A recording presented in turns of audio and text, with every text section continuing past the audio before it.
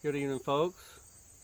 I've had a few people ask me how I go about laying a training trail for Dixie, and so I thought I would make a short video just to go through that process. I got Dixie last October. She was 6 weeks old, and I started training her immediately by giving her deer legs and hide to chew on. That would get the deer scent imprinted on her, since I am planning on using her to recover wounded deer for hunters that would be very difficult for them to find otherwise. So once she was imprinted on the deer scent, I began by making short drags with a deer hide across the yard, and she picked up on that very easily. And then I switched to a liver drag, deer liver. The liver has a strong blood scent to it, and dogs love liver, so that works really well. And whenever she would find the liver, I would cut a chunk off for her treat. I started with the whole liver, and after a while I switched to just cutting the liver into chicken nugget sized chunks and dragging just these small chunks. And the dogs have a very amazing sense of smell, and so I really underestimated her as a pup.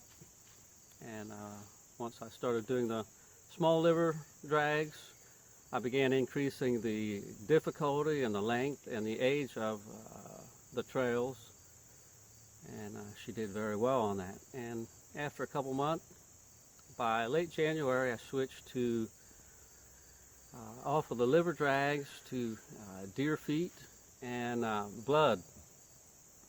I would, of course, I gathered the deer parts during the deer season, which was in progress, so that was handy for me. And I would take the blood, and I used 4-ounce squeeze bottles, fill them with blood, and of course freeze them. And also the deer leg I would attach to a stick, and I will show you that here in just a little bit. But I would use the deer foot and also the blood droplets to lay the trail. Blood drops about every 3 to 5 feet, with the deer foot pressed into the ground to simulate a wounded deer walking.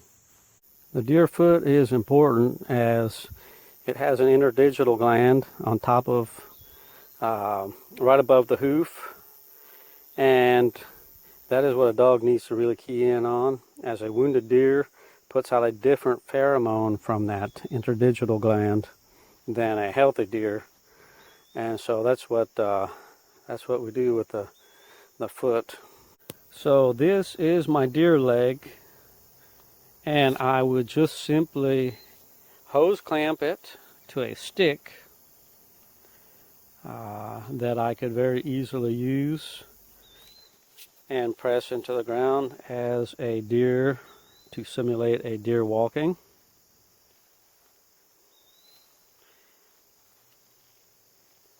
And again, every 3 to 5 feet I would use that squeeze bottle and drip a drop of blood to simulate a wounded deer walking. And so ever since late January, that has been my track laying with Dixie, and again the squeeze bottle. So anyway, when you see us doing a training track, that's a process that I have been using since January, and Dixie's doing an amazing job, in my opinion, in her training, and we'll see how she does this fall on the real thing. And I appreciate you watching, and we'll see you later.